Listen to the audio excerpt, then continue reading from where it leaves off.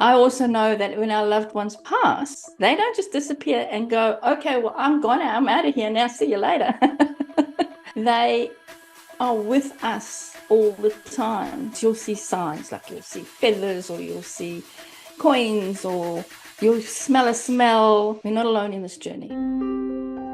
Welcome to the crossroads of the known and the unknown. This is AJ Pa's Spiritual Journalist Podcast. So we are here with Denise Dielwart. She is a grief coach. She is the creator of the F.L.O.W method, and also she is the founder of the F.L.O.W Academy of Transformational Grief Coaching. Welcome, Denise. Thank you so much. It's great to be here and to share how the world needs to be healed and through grief now, because we are experiencing a lot of grief worldwide. When someone loses a loved one, what have you found? What is the most common characteristic in their suffering? The first thing we do, and I say we because I've lost my husband, the first thing we do is we go into shock. Our body shuts down. And then we start looking for answers. How can I heal my grief? I need to heal my grief. I need to move forward. And unfortunately, what's out there is very outdated. I know that I experienced it, and everybody that I work with experiences it as well, is that we are told to wait for time, go through the 5 stages of grief, and eventually you'll come out the other end. It doesn't work. It just doesn't work. It keeps everybody stuck. So that's the biggest thing. And then everybody gets stuck. We get stuck in our grief. We don't know which way to go. I imagine you studied what Elizabeth Kubler-Ross said about the stages of grief, and that's what you say is outdated? Totally. Elizabeth Kubler-Ross, and this is what I found out through my own journey, Elizabeth Kubler-Ross created the 5 stages of grief originally for people that were diagnosed with a terminal illness. Way back in the 1960s. If you're told that you're going to die tomorrow, or you've got 6 weeks to live, you're going to go through denial, you're going to go through all those stages till eventually you say, okay, I'm dying. What can I do? There's nothing I can do. But because there wasn't a gold standard or any standard for people that were grieving back then, the 5 stages of grief were accepted as the golden standard for grief. It's very outdated. It's not linear. Grief is not linear. We can't go through any stages. My message is, and what I say to all my clients and in the academy as well, is that grief doesn't heal. We have to heal. We have to heal ourselves, because grief is an emotion. It's love. And how do you heal love? You can't. Does spirituality have to do with this? Do you treat that? Do you work on the spiritual side? I've been spiritual and been a spiritualist all my life. I've always believed in life after death. I've always believed that we have our guides, we have our people, we have our community around us up there that's guiding us and helping us regardless. I also know that when our loved ones pass, they are there for us. They don't just disappear and go, okay, well, I'm gone now, I'm out of here now, see you later. They are with us all the time. To heal and to feel and to be able to let go, the process is so much faster when we know that we're not alone. We're not alone in this journey. And, there's things like signs. You'll see signs, like you'll see feathers, or you'll see coins, or you'll smell a smell. Or I remember when I was just after my husband passed away, when I was still doing my bookkeeping. So I was still doing the bookkeeping when he passed away. And he wanted me to do this certain course. And it was upskilling my skills. And I never had I was like, yeah, I'll do it. I'll get to it, whatever. And then when he passed away, I said to my daughters and my kids, I said, I'm going to do this. I'm going to upskill and do this course. Dad wanted me to do it so badly. So anyway, I I did this course, which was a 3-day. I had to travel because I'm in Australia, so I had to travel and fly to where it was. And when I came back, my daughter picked me up from the airport and we walked into the house. And as I walked into the house, all the lights in the house started flashing. All the lights, one by one. Now, my husband was an auto electrician, so he worked with electricities. He worked with electricity on cars, right? And I looked at the lights and I said to my daughter, Chiquita, I said to her, Dad's here. And this would have been about a month or two after he passed away. And she was, she just, oh no, Mum, no, it can't be Dad. She said, there's something wrong with the lights. I said, no, Dad's here. And then the lights would flash on, flash off, flash on, flash off. And eventually she said, Dad, if that's you, stop it. And that was it, done. So you know that they're there with you all the time. So, learning to, grief is so misunderstood. The death of a loved one is so misunderstood. And honestly, my mission now, my absolute heart-driven mission, is to help educate and help people realize that there's nothing to fear and that there is somebody there that will walk you through that journey. So believing in life after life is essential. I've had clients that, I'm thinking of one client in particular that has never, ever experienced a connection with her husband that passed away. And she said, he never talks to me, he never comes to me. What are you talking about? I never see feathers, I never. And she struggled to actually let go, because you see, that's where the letting go comes in. That's so important, is that when you know that they're with you, right? When you feel them, because we feel them here. Because the love, the connection we've had with them is energetic. It's an energetic love connection, even while they were on this planet, right? So when they do die and they do pass on and they move forward, when we still have that connection, we have a knowing that letting go is not letting go of them. We are letting go of our pain because we miss them, because it becomes all about us. It's not about them, it's about us. We miss them. We want them back. We want them for us. And that's such an important step that everybody misses. It's like, oh, you can't let go. That's a horrible word. I've even had people say to me, Denise, rather say moving forward. No, we let go. We have to let go of those reins, that rope that's tying us to the earthly body. I see that you have the Buddha behind you. What is your spiritual inclination? Everything. I have my Buddhas. I've got Buddhas everywhere. I don't have any. I have no religion. So Well, I think that's the new religion. You can have Buddha, Jesus, Krishna, whoever, because there have been masters in all the religions that speak about love. They speak about oneness, that we are all one. And they speak about, the inner peace. Yeah.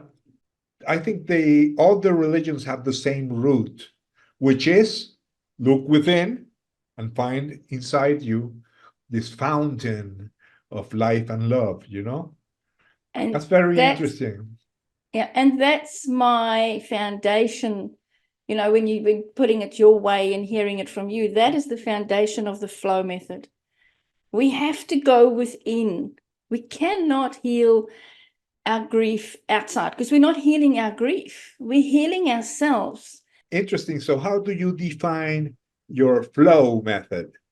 What does it stand for? Okay, so flow is an acronym for feel, let go, overcome, and become whole. So the very first thing when we're grieving, when anybody's in grief, is that we wear a mask. I call it the I'm okay mask. How you going? I'm okay. How was your day? It's fine. But meanwhile, we're crumbling. You're crumbling in the inside because you're not fine. You're not okay. So the very first step is to acknowledge and feel what you are feeling. But as human nature, we don't want to do that because that's too hard. I'm not going to feel that. So we need help. We need somebody to guide us through that. You know, coaching is not therapy. A lot of people mix the two up together. Coaching is helping your client, and especially in grief coaching, it's not life coaching, because in grief coaching, your client comes to you because they want to feel better. Whereas in life coaching, your client comes to you because they want to reach a goal or they want something else. So grief coaching is a very specialized field. So this second step of letting go is letting go of the past. Well, you can't let go of your past because your past brought you to where you are today. But it's being able to look back at your past with love instead of pain. So you can look back at the relationship you had with your husband or your child and smile about it and go, wow, that was such an amazing part of my life. But I'm moving forward. Look where I'm going to now. That's the key. Okay, what about the third step, the O for overcome? Overcoming. So once we let go, we've now got this empty vessel, because as long as we're holding on to that pain and we're hanging on to those memories and we're feeling so sad and we want to cry, the minute we let go of that, it's like, what now? Okay, I've let go. And our body and our human nature is to fill it with something. Our brain hates a gap. So if we have a gap, it goes, well, we need to fill it with something. It's like, I always use the analogy of a garden. If you've got weeds in the garden, you pull out the weeds, right? But if you don't replant new plants in that garden and flowers, guess what's going to grow back? The weeds. So the overcoming is replanting and creating new beliefs, new strategies on how to start moving forward in your life. Okay, so you reach the last step, which is the W of the flow system. Can you talk about it? Well, being whole, what does it mean to be a whole feeling person again? What does it feel to be able to laugh at situations? What is it, whole is being joyful. Now, joy is very different to happy. You know, so many of my clients say to me, Denise, I just want to be happy again. I just want to be happy. And I always say, no, you want to be joyful again. You want to have joy. Because joy comes from within. It comes from the heart space. That's where joy comes from. So that's the whole, is being able to be joyful regardless of what's happening in your life. We all have bad days. We all have ups. We all have downs. So we can't be happy all the time, but we can always have joy. And that's being whole. And here's the key. We are not broken. So many people think we're broken because, oh, I'm broken. Oh, my God, I'm never going to heal. I'm never going to love again. I'm never going to have another child again. Those are all stories and beliefs that we have, because we've been brought up in a society where we don't talk about death. We don't talk about spirituality. That's something that we don't, so we never taught about that. We never taught to show our emotions. So we only have two emotions. We only have two emotions. Which and that ones? is love and fear. So we can either be coming from a space of love, and under love is joy and happiness and serving and accepting and moving forward, or we can come from fear, which is, oh, this grief is terrible. I'm never going to get this right. He left me no money, or they left me, especially with widows, they left me with no money, and I'm going to be broke and poor for the rest of my life. And what am I going to do with my life? Whereas if you come from love, you're asking the right questions. So there's love and fear, and you have everything else underneath those two. What about your techniques? Do you teach meditation or group sharing or some sort of group therapy, or individual work? So in the academy, first and foremost is that you have to heal yourself. So we we take a deep dive the first couple of weeks into you releasing whatever's holding you back. Because we can only help somebody to the level that we're at. So there's releasing of whatever. It doesn't have to be grief related, because we carry baggage all our life. We've got stuff that we carry forward over and over and over again. And that, we have limiting beliefs, we have programs, we have strategies that we run subconsciously. We run them subconsciously, we don't even know. So we work on that first, and then you learn how to be a grief coach. Now, this is not something on how to speak to people in grief. It's actually creating and helping people reimagine their lives after their loss and then transform that. So it's transformation. Because we have to reimagine who we are without that person. Because we've changed. When that person died, we died. That life that we had with that person died too. But what everybody tries to do and is told to do, just wait for time, just hang on, just wait for time, you'll be okay. And then they wait for years. Nothing's changed because they haven't changed. They haven't changed. They haven't transformed. They haven't grown. I've got the 8-week Flow Beyond Grief program, which all my coaches that go through the academy have access to. So they don't even have to create their own grief program. They've got access to that, right?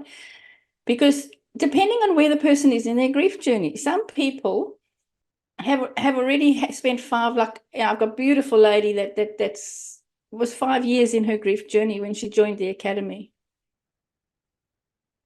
So she was ready for the academy. Not everybody's ready to do the academy. Not everybody wants to help others either. So that's why I have the 2 programs. I have the 8-week program, which is an amazing program that creates within the first week, within the very first week, people have shifts. They have shifts. It's like, oh, aha, okay, that's why I do it. Okay, they have aha moments within the very first week. Oh, that's good. That's really good. So actually, they receive the help they need, right? Yeah, I meet them where they're at. So I have a program for where they're at. I also have a monthly membership because not everybody wants to join an 8-week program. Some want to just be, be part of a membership. So I have what I call my inner circle, my grief unlocked inner circle. And that's where, I'm meeting today, we meet once a week. And I have, we have grief coaching, we have training, we have, we have a community of everybody just connecting, but growing, not just sharing their sad grief stories. And that's the key. That's the difference. Okay. So if somebody wants to contact you because they are interested in any of the programs you offer, what should they do? They can book a call with me. That's the best way, is to book a call with me. It's a free call. And I call you, regardless of where you are in the world. We spend about 45 minutes, sometimes 60 minutes, depending if I've got time. It can go over. I've spent an hour and a half with some ladies and some people, because I don't know where you're at in your grief journey. So I've got a website and I've got all of that stuff that we have, but it doesn't really help for somebody to just click and say, okay, this is what I want to do, because I need to see where you're at in your grief journey. Like a doctor, you come to me and say, well, this is what my problem, and then I diagnose, okay, this is what you need. This is how I can help you. Where do you want to go from here? This is so to book a call with me is the quickest, easiest way. Great. And you've helped around people from all over the world? All over the world, because And grief is uniform. you've been doing this for 15 years, right? Yeah. Yeah. Wow. So this really transformed you. Absolutely. Did you have any background in psychology, or did you have to learn? I had to learn, being I was spiritual, so I always knew that there was, life after death and blah, blah, blah, all the cliches. I knew all that. But when I decided to help people, I then had to learn, and I had to study, and I had to do all the human behavior studies, all the psychology studies, all the hypnosis studies, all the NLP studies, which is a hypnotic language. So I've done all of that, which creates the transformation, because the brain, we're talking to the subconscious, and that's what, as a flow transformational grief coach, you learn how to tap in to the subconscious to be able to talk and create that transformation. It's not change, it's transformation. Thank you, Denise. This is really interesting. I hope we can talk some other time, and it has been a real pleasure. Yeah, thank you so much. It's been amazing being on here. And, if anybody wants to book a call with me, it's flowgriefacademy.com/talk. This has been the AJ Parr Spiritual Journalist Podcast. Please like, share, and subscribe.